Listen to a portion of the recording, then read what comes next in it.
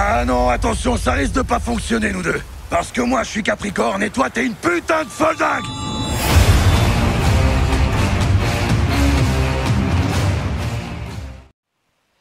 Hellboy. Alors évidemment, je ne suis pas allé le voir au cinéma parce que tout simplement le trailer ne m'attirait pas. Je ne suis pas allergique aux reboots, je trouve même qu'il y a des reboots avec de bonnes idées.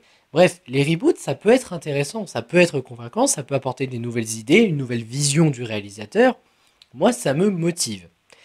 Dans le cas d'Hellboy, le trailer ne m'avait pas attiré. D'ailleurs, je vais le dire cash, je n'avais pas du tout envie d'aller le voir au cinéma. Même pas de l'encourager, il n'était pas dispo dans ma ville, heureusement. Mais je n'avais vraiment pas envie de lui donner une chance. Mais pas parce que j'adore les deux films de Guillermo del Toro, uniquement parce que le trailer ne m'avait pas envoûté. Et je trouvais le Hellboy moche.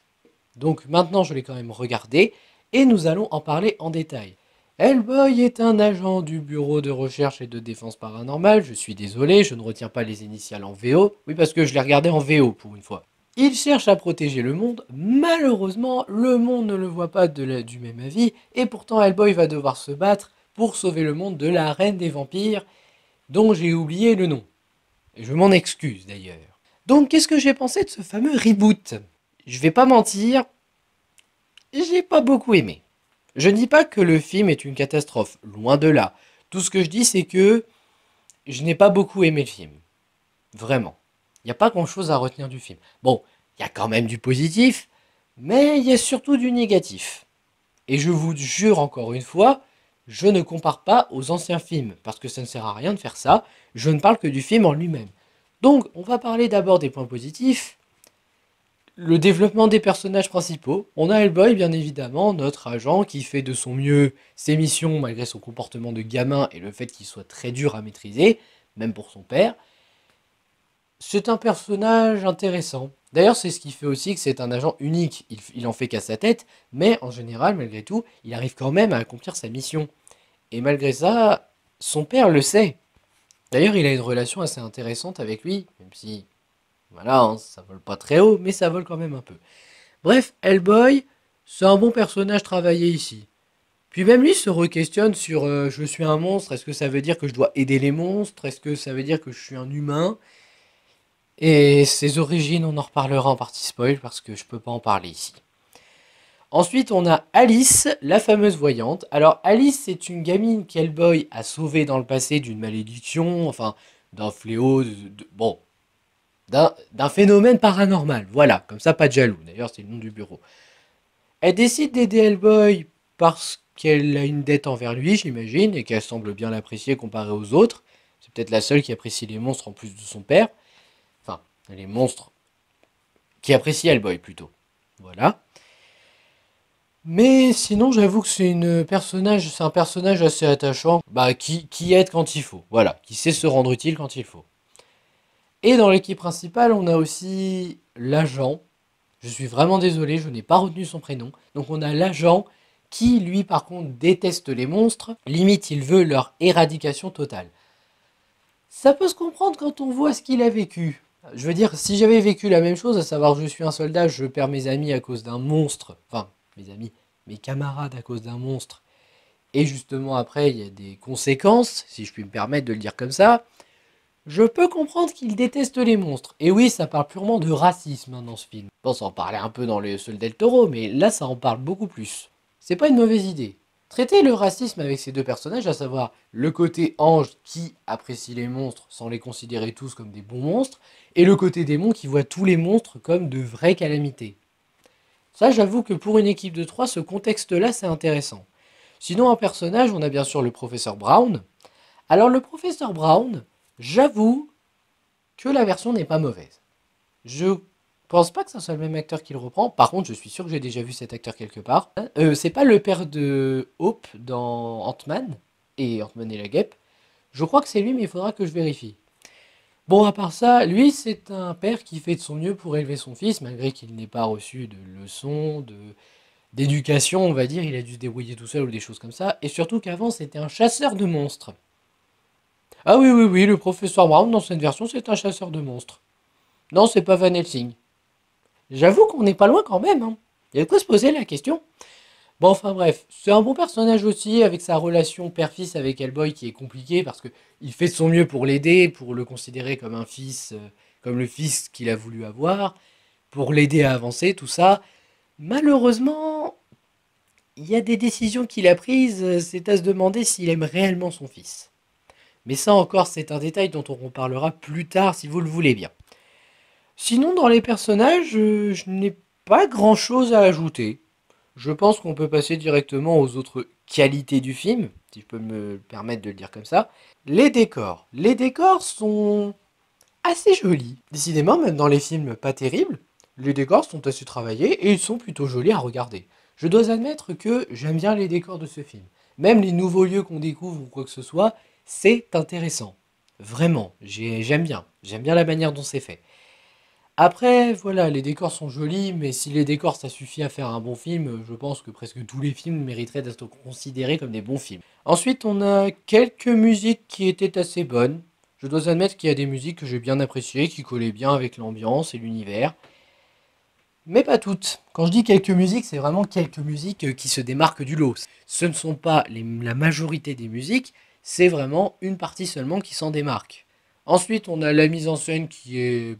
Franchement, ça va, disons que la personne a réussi à rendre certaines situations plus convaincantes grâce à ça, justement. Et j'avoue que c'est une bonne idée. Après, c'est pas parfait, il y a des défauts bien sûr dans la mise en scène, c'est pas d'une excellente qualité, mais il faut quand même admettre que c'était assez intéressant à voir. Aussi, j'en ai pas parlé, mais ce que j'ai bien aimé dans ce film, c'est qu'on traite vraiment du racisme. En fait, là, on se concentre réellement sur le racisme, que ce soit envers les monstres en général ou même envers Hellboy. Hellboy qui justement est la proie de ce racisme parce qu'il travaille au milieu de plein d'humains. Je déconne même pas, il n'y a que des humains dans son groupe là. Et franchement, je trouve ça intéressant de traiter le racisme avec Hellboy. Bon, c'est pas la première fois que je vois ça, bien sûr, Zootopie l'a fait aussi. Mais là, c'est une bonne manière de le faire par rapport aux monstres et aux humains. J'avoue que sur ce point-là, c'était intéressant. Je dois l'admettre. Ensuite, on a bien entendu les différentes créatures du film. Alors, créatures, je parle surtout des grosses ou des créatures secondaires. Les méchants, on en reparlera plus tard. Mais en soi, je les ai trouvées convaincantes. Disons que ça m'a offert un peu d'extension de l'univers d'Hellboy. Ça m'a permis de voir un peu qu'est-ce qui peuple le monde avec de telles créatures. Et j'avoue que c'était intéressant. Il y a autre chose que j'ai bien aimé aussi, ce sont quelques références. Elles sont pas gratuites, du moins pas toujours, mais j'avoue qu'elles sont quand même pas mal. Il y a eu quelques petites références au film de Del Toro, genre une phrase d'Hellboy, mais il y a une phrase qui dit c'est ça va faire mal demain matin. Et en fait, j'aime bien cette phrase parce que ça m'a rappelé une phrase du 1 qui disait oh, je fais tout raide demain matin. Enfin bref, c'est une petite référence sympa, ça fait plaisir. Les petites références comme ça bien placées, ça fait toujours plaisir. Les combats sont corrects. Bon, la mise en scène est vraiment pas excellente pour les combats, j'avoue qu'il y a des moments où j'avais du mal à suivre. Mais en soi, sinon, les chorégraphies ne sont pas trop mal. Après, je m'attendais pas à d'énormes chorégraphies, c'est Hellboy. Il est un peu rigide, j'ai l'impression, Hellboy. Bon, à part ça, qu'est-ce qu'on peut dire de d'autre de bien sur le film? Bah, l'histoire, elle est simple, mais elle est efficace. Donc on a donc Hellboy qui doit à tout prix arrêter la reine vampire pour justement sauver le monde et peut-être être accepté du monde. C'est une histoire assez intéressante qui nous donne envie d'en savoir plus. Oui, alors ça je peux le dire, il y a quelques moments horrifiques, pas forcément très bien faits, mais je les ai trouvés réussis dans le sens où j'ai été surpris. Par exemple, un moment, il est dans un manoir bizarre où il rencontre une fille dont tu n'entendras plus jamais parler après. J'aimais bien ce qu'on découvre qu'elle mange et qu'elle offrait à Hellboy. Je ne dirai pas ce que c'est, je ne veux pas choquer les gens. Mais j'avoue que sur ce point-là, question choc, c'était vraiment pas mal. Sinon, l'émotion, bon, je vais l'admettre, l'émotion est... Elle essaye. Personnellement, elle m'a pas convaincu, mais j'ai senti qu'elle a essayé pour de vrai. Vraiment. Il y a des scènes qui vraiment ont tenté pas de me faire pleurer, mais de me rendre triste ou d'être triste pour Hellboy. Et ça a marché. Enfin, du moins, ça a marché, ça m'a fait un petit effet, mais sans plus, si vous voulez. Sinon, on a le jeu d'acteur qui est... Bon, on va dire que c'est un minimum convaincant aussi. Je sais pas, j'ai l'impression que les acteurs se sont retenus. Alors, c'est pas mauvais, hein, mais j'ai l'impression qu'ils se sont retenus. Il y a que celui qui joue Hellboy qui a l'air de s'investir dans les moments un peu forts. Mais dans les moments où il fait que parler, je sais pas, j'ai pas trouvé. Bon, il était quand même pas trop mal, je dois quand même l'admettre. Les autres, bah c'est pareil, ça passe mais sans plus. En fait, le seul qui a l'air de s'investir, et encore vite fait, c'est celui qui joue le professeur Brown. Et encore, je dis vite fait parce que voilà. Même Mila Jovovich, elle a un peu essayé. J'avoue que là, j'ai vraiment vu, elle essayait de faire la tyrannique puissante. Bon, elle a pas totalement réussi, mais au moins elle a essayé et je peux saluer l'effort parce que ça s'est senti. Je pense que j'ai pas grand chose à ajouter. Donc on va pouvoir passer aux défauts. Et purée, Dieu sait que j'en ai des défauts à dire sur ce film. Ouh. Donc moi la première chose que je reprocherai au film, les effets spéciaux. Alors certes, il y a des moments c'est bien fait. Je ne peux pas le nier. Il y a des moments c'est assez bien fait. Mais il y a d'autres moments, les effets spéciaux, ça se voit et c'est dégoûtant. Tu prends le début par exemple, le tout premier combat d'Hellboy, ceux qui l'affrontent. Eh mais mince, si vous voyez pas les effets spéciaux là, mais il y a un problème. Parce que là, les effets spéciaux sont tellement visibles, limite il y aurait une alarme, tu sais, alerte effets spéciaux mal faits. Alors, je ne sais pas si c'est dû à un problème du film ou quoi que ce soit, mais en tout cas, j'ai trouvé ça assez mal fait. Mais déjà là-dessus, c'est un mauvais point parce que Hellboy, c'était obligé de faire des effets spéciaux. Alors, certes, encore une fois, il y en a des bien faits. Par exemple, le look démoniaque d'Hellboy, il était cool, il était bien fait, avec la couronne de feu, les cornes et l'épée. Mais ça veut pas dire que tous les effets spéciaux sont à sauver. Après, je saurais pas dire s'il y a plus de d'effets spéciaux ratés ou d'effets spéciaux réussis. Je crois que c'est 50-50 en fait. Ça dépend des scènes. Sinon, au début, il y a un truc que j'ai pas compris. Alors, dans l'introduction, la photographie, elle est sombre. Non, vraiment, elle est sombre, la photographie. Un peu comme dans Man of Steel, si tu veux. Mais j'ai pas compris pourquoi la reine des vampires, dont j'ai pas retenu le nom non plus, décidément, je n'ai pas compris pourquoi sa cape était rouge. Quand une photographie est en noir et blanc, si je puis me permettre, si elle est sombre, tu devrais pas avoir un rouge aussi vif sur la cape. Alors pourquoi le rouge est aussi vif? Je veux dire, il y en a qui se plaignent de la photographie de Man of Steel, comme quoi elle est trop sombre, mais au moins là, la cape rouge de Superman avait pas l'air si rouge que ça. Comparé à elle, franchement, je sais pas, j'ai l'impression que ça n'a pas collé avec le filtre. Bon, enfin, c'est un détail après, mais voilà. Aussi, alors là par contre, j'arrive pas à croire que je vais dire ça d'un film Hellboy, mais c'est moi ou la grossièreté elle est gratuite dans ce film. Alors, je ne parle pas par rapport à Hellboy, hein. Pour moi, je trouve ça normal qu'ils disent des choses du genre j'en ai marre, je vais être tourette, ça me fait chier, des trucs comme ça. Pour moi, c'est normal. Hellboy est comme ça à la base. Par contre, quand t'as le narrateur qui te dit, alors je cite en VO, hein, il te dit en voix au tout début, fucking good reason. Tu te dis soit le film il part en mode délire nanar, et dans ces cas-là ça s'assume, et d'ailleurs je crois que c'est ça, mais bon, moi je veux bien un film nanar, mais pas qui balance des vannes gratuites. Bon après, tu vas me dire, c'est un des seuls moments où vraiment c'est grossier, mais j'ai quand même trouvé ça un peu, je sais pas, un peu forcé. J'ai l'impression que ça partait en mode nanar et qu'après ça a voulu revenir en mode sérieux. Bon, et là je vais parler d'un défaut lié à la bande-annonce. Bon, je suis désolé si vous avez lu le comics, je sais pas, moi je l'ai pas lu, moi je dis ça par rapport au film uniquement. Je trouve le Hellboy dégueulasse. Déjà, il a l'air un peu plus vieux. Ça en soi ça me dérange pas, mais ça fait bizarre.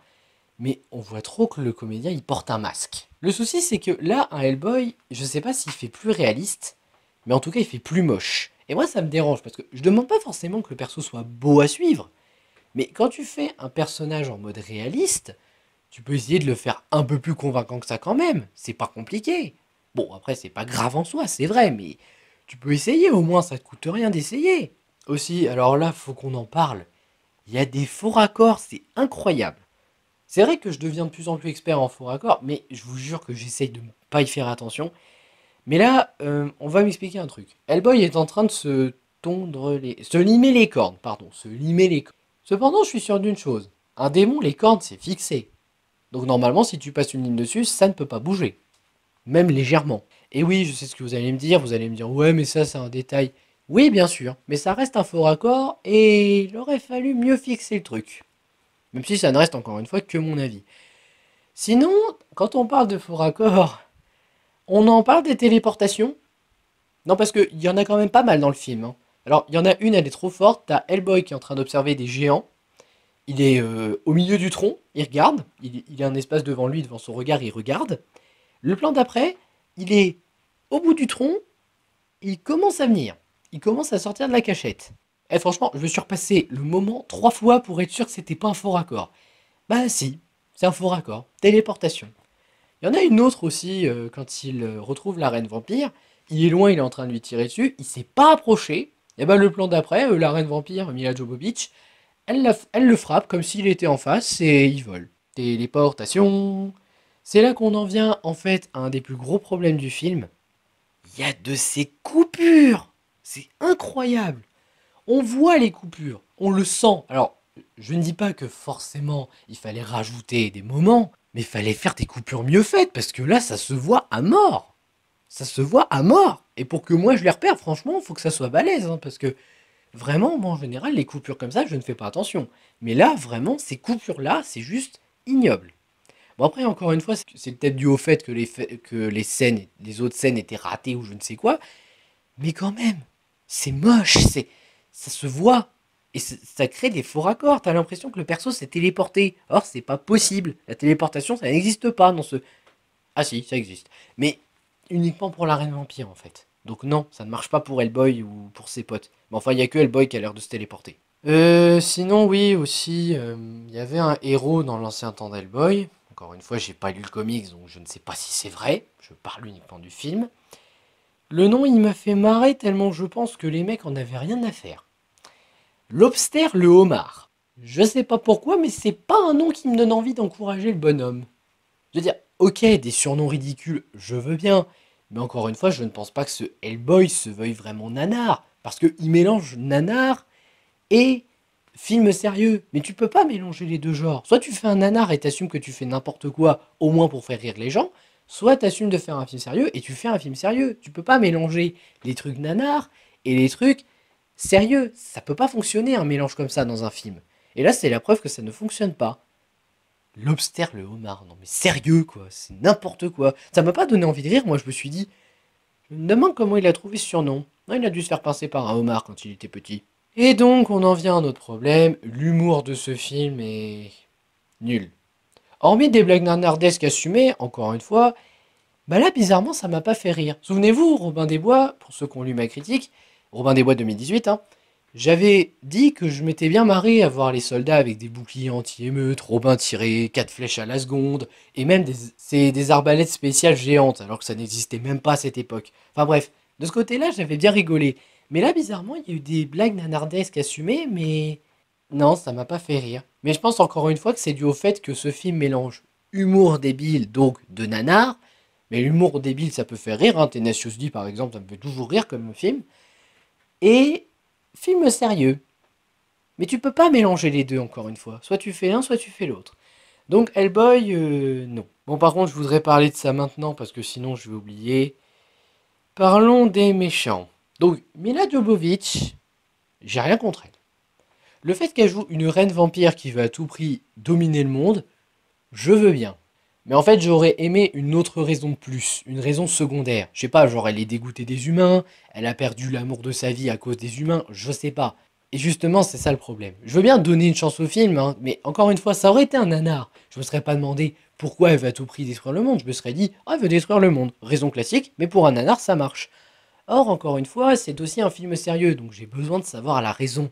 Je sais que je dis parfois faut se servir de son imagination, mais là je vous avoue qu'on a tellement pas d'indices que bah je vois pas en fait. Qu'elle veuille se venger du monde pour ce que le roi et ses partisans lui ont fait dans le passé. Ça je veux bien, ça je peux comprendre, ça je peux accepter. Ce que je ne comprends pas, c'est dans le passé pourquoi elle voulait détruire le monde.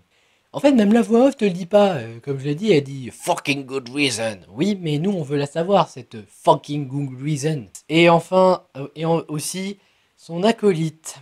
Oh purée, j'aime pas son acolyte. Alors, son acolyte s'appelle le Grouagash. Je rigole même pas, il s'appelle comme ça. Et encore une fois, je l'ai pas vu en VF, donc je l'ai vu en VO, donc je ne sais pas si c'est la bonne prononciation.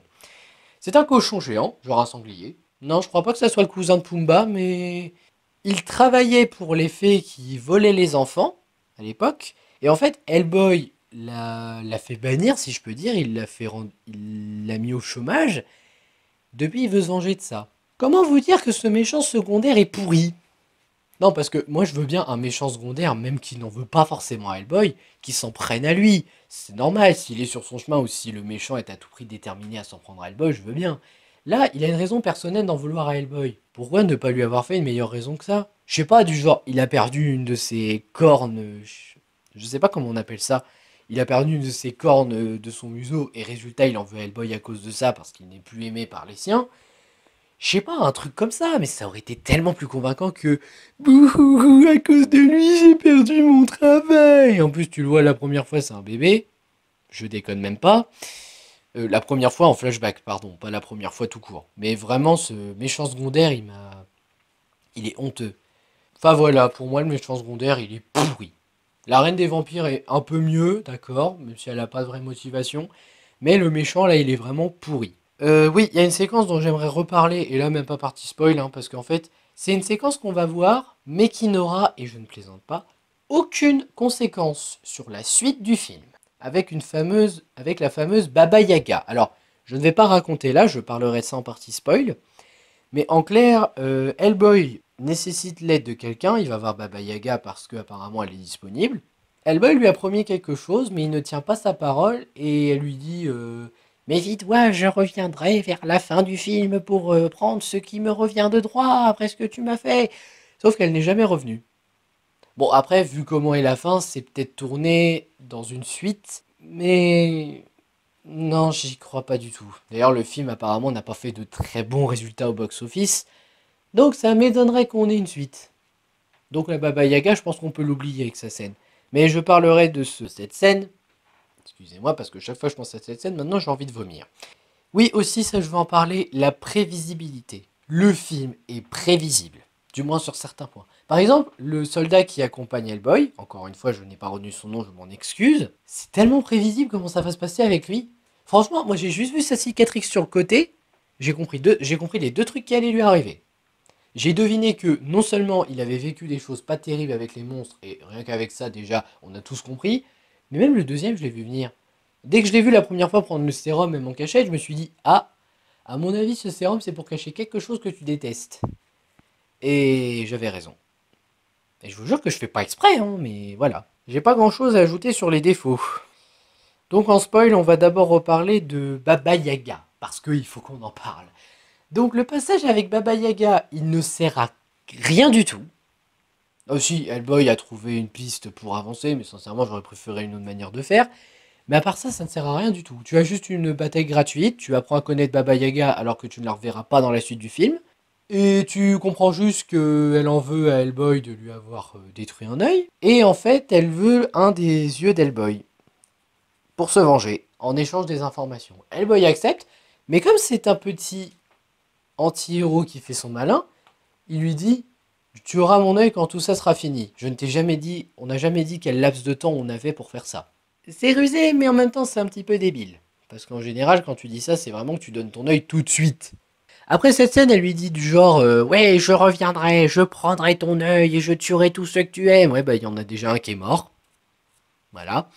Mais le reste, franchement, je l'ai pas trouvé extrêmement convaincant. Je ne dis pas qu'elle est pourrie, mais c'était vraiment nécessaire de mettre cette scène-là. On n'aurait pas pu avoir une alliée cachée ou quelque chose du genre. Ça aurait pas été meilleur. Moi, je pense que si, personnellement. Et la deuxième scène dont j'aimerais parler, c'est justement la scène du passé avec le Gru Agash et Hellboy. Vous savez, je suis fan de Tom et Jerry. Je rigole même pas. Chaque fois que je regarde un cartoon de Tom et Jerry, le tout premier dessin animé, hein, bien évidemment, je rigole, je passe un bon moment, j'aime voir Jerry essayer d'échapper à Tom ou de se venger, ça dépend des épisodes, mais en soi je trouvais ça intéressant. Malheureusement, maintenant il y a deux films qui me font ne pas aimer ça dans des films live. Hormis le film Tom et Jerry qui lui en faisait du bon par contre. Même si c'était un peu gratuit, mais en même temps c'est pour ça que ça marchait. Donc mon problème c'est que déjà le fils du masque ça en faisait beaucoup et je n'aimais pas ça. Bah Hellboy il en a fait pour une scène. J'ai pas aimé non plus. C'est vraiment une scène à la Tom et Jerry où tu as le gros agage qui essaye d'échapper à Hellboy et Hellboy qui arrête pas de le menacer en mode Tom en mode t'as intérêt à ramener la gamine sinon je te jure je te pète les dents. Ouais. C'est vraiment ça, ouais. Je me demande s'il n'y avait pas un scénariste qui avait une mentalité de gamin en écrivant ce film, et un autre qui avait une mentalité sérieuse. Ou alors c'est le réal qui avait les deux. Mais en soi, voilà, cette scène, elle m'a un petit peu pas choqué, mais voilà quoi, j'ai pas grand chose à ajouter. Ah si, il y a une dernière chose dont il faut parler, ce sont les origines d'Hellboy. J'avoue que ça m'a surpris. Sans déconner, ça m'a vraiment surpris parce que je m'attendais pas à ça. Donc apparemment, Hellboy est bien le fils d'un démon puissant, mais aussi d'une humaine, héritière d'Arthur. Oui, le roi Arthur. Comment vous dire comment j'ai réagi en apprenant cette scène? Bon, ça m'a pas donné des millions d'images traumatisantes comme le Predator et un humain dans The Predator. Rien que d'y repenser, j'en ai la gerbe. Mais là, vraiment, quand j'ai vu ça, surtout qu'on met des scènes implicites où la femme est en train de se faire violer, je sais pas si c'est une bonne résolution. Encore une fois, j'ai pas lu le comics, donc je peux pas dire si c'est ça. Mais en fait, là, c'est surtout pour amener le fait qu'il est l'héritier du roi Arthur et qu'il peut prendre l'épée du roi Arthur pour justement se battre contre la reine vampire. Voilà, donc ils ont changé les origines, j'avoue que c'était pas une mauvaise idée, mais voilà, j'ai pas grand chose à ajouter là-dessus. Après, il y a un autre truc qui m'a fait rire. Alors, le roi Arthur, apparemment, il n'y a que ses descendants qui peuvent arracher l'épée. C'est méchant, mais moi j'ai toujours cru que c'était parce que il fallait être digne de l'épée. Bon, c'est peut-être les deux, je ne sais pas. Mais j'avoue que dans le cas d'Hellboy, ce qui me fait rire, c'est qu'on dit oui, si tu retires cette épée, ta destinée sera de détruire le monde. Ou alors il peut prendre l'épée et décider de te casser la figure avec. Je rappelle qu'on est maître de son destin. C'est nous qui décidons. Donc en bref, ce Hellboy, c'est un reboot qui a essayé des trucs, mais je pense encore une fois que s'il avait choisi entre le nana rigolo et le film sérieux, vraiment choisi entre les deux et pas mélanger les deux en fonction des scènes, je pense que ce film aurait un petit peu mieux marché à mes yeux. Malheureusement là, c'est un film assez oubliable qui n'a pas grand-chose à retenir, hormis le fait qu'il existe. Et encore, je pense qu'il sera oublié rapidement, parce qu'il n'a rien de marquant. Donc, mon avis, c'est que je vous recommande plutôt d'aller revoir les deux films de Del Toro, ou même les deux films d'animation que j'ai vus, et franchement, j'ai passé un moment agréable. Je dis pas que ce sont de très bons films, je préfère les lives, mais j'avoue que ces deux films d'animation m'ont fait passer un moment agréable. Il y a aussi un court-métrage pour ceux que ça intéresse, mais uniquement en VO. Mais ce film-là, je pense que c'est un film qui ne vaut pas la peine qu'on s'y intéresse. Je pense que vous pouvez l'oublier, faire comme s'il n'avait jamais existé, et passer votre chemin comme si rien ne s'était passé. Voilà, c'est mon avis. Malheureusement, je pense qu'il sera dans mon flop de l'année. Mais en tout cas, j'avoue que ce Hellboy, pour moi, c'était un petit peu une perte de temps. Et pourtant, Dieu sait que je suis clément et patient envers beaucoup de films. Donc là, c'était ma critique d'Hellboy. J'espère que vous l'avez apprécié, la version 2019. Je ferai peut-être une vidéo sur les deux de Guillermo del Toro, parce que j'ai quand même envie d'en parler. Mais en attendant, je vous souhaite une bonne soirée, une bonne journée. N'hésitez pas à liker, à partager, à vous abonner pour d'autres critiques. Une par semaine, je rappelle. Et je vous dis à la prochaine pour de futures vidéos. Ciao!